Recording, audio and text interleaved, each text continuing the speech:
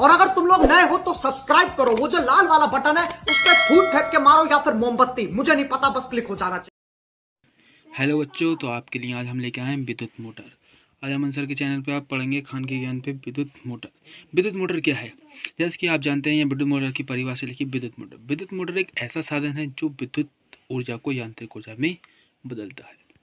इसके बाद में इसमें बताया, अभी तो रुको, क्लाइमैक्स अभी बाकी है। कह रहे हैं जब किसी कुंडली को चुंबकीय क्षेत्र पर रखकर उसमें धारा प्रवाहित की जाती है तो कुंडली को चुंबकीय क्षेत्र पर एक बलयुग्म कार्य करने लगता है जो कुंडली को उसकी अक्ष पर घुमाने का प्रयास करते रहता है। यदि कुंडली अपनी अक्ष पर घूमने के लिए स्वतंत्र हो तो वह घूमने लगती है। जैसे कि हमने पढ़ा अभी, किसी कुंडली को चुंबकीय क्षेत्र पर रखकर उसमें धारा प्रवाहित की जाती है तो कुंडली चुंबकीय क्षेत्र पर एक बलयुग्म कार्य करता है। यानी कि जैसे कि हमने पिछले चित्र में देख रहे हैं, जैसे कि इसमें कहते हैं एक बलयुग्म है जो कि हमें पता है, इसमें विभक्त बल भी है कहते हैं, जो कि ये यहाँ से जब इसमें कोई चीज़ लगती है तो कि यहाँ से घूमना स्टार्ट कर देती है। इसके बाद देखेंगे हम कार्य सिद्धांत, कार्य विधि। ये कह रहे हैं जब बैटरी को कुंडली की भुजाओं ए बी तथा सी डी, जैसे कि आपने देखा ए बी सी डी पर बराबर परंतु विपरीत दिशा में दो बल कार्य करने लगते हैं। जैसे कि अभी हमने देखा, इसमें दो बलयुग विपरीत दिशा में दो बल घूमने लगते हैं। जैसे कि यहाँ लिखा है एक नॉर्थ, यहाँ लिखा है साउथ। जब ये दोनों बल युग्म कार्य करने तो क्या होता है, इन दोनों को मिलकर एक बल युग्म कार्य करने, दो बल युग्म कार्य करने लगते हैं। ये बल एक बल युग्म बनाते हैं जिसके कारण कुंडली दक्षिणावर्त दिशा में घूमने, जैसे कि हम देख रहे हैं कि एक दक्षिणावर्त दिशा में घूमने लगती है। जब कहते हैं कोई भी हम इसमें बल युग्म होता है तो ए बी सी डी, यानी कि जब यहाँ से घूमना स्टार्ट होती है तो ये इस तरह से घूमती रहती है, घूमने लगती है। तो कहना कुंडली के साथ उसके सिरे पर लगे विभक्त बले भी घूमने लगते हैं।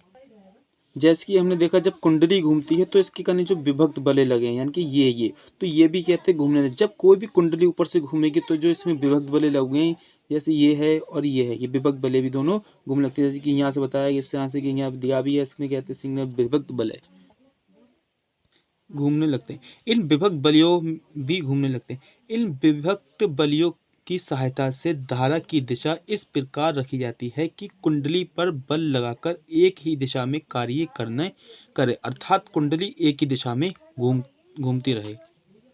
जैसे कि हमने देखा, जब कहते हैं कोई भी कुंडली एक ही दिशा में घूमती है, यानी कि इन्होंने बताया कि इसमें कुंडली क्या एक ही दिशा में घूम रही है, यानी कि कंटिन्यू लगातार इधर से एक ही साइड में घूम रही है, यानी कि बार बार इधर से उधर, उधर से इधर चक्कर ला रही है। यानी कि ये यहाँ से जब चल रही है तो ये बार बार इधर से एक ही राउंड लगा रही है इसी तरह से, यानी कि ये बैक नहीं हो रही है, यानी कि बिल्कुल सीधी चल रही है।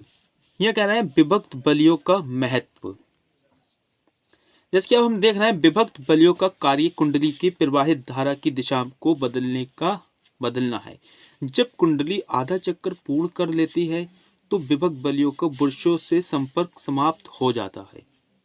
जैसे कि इन्होंने बताया अभी कि कुंडली आधा चक्कर पूर्ण कर लेती है तो विभक्त बलियों को बुरुशों से संपर्क में, यानी कि जब कि कोई भी कुंडली, जैसे कि हमने एक ये बनाया, जब कोई भी कुंडली इस तरह से आधा चक्कर पूरा कर लेगी, यानी कि जब यहाँ से घूमना स्टार्ट होगी, जब यहाँ पर पूरा कर लेगी तो क्या होगा, इसमें ये बुरुशों के संपर्क में आ जाती है।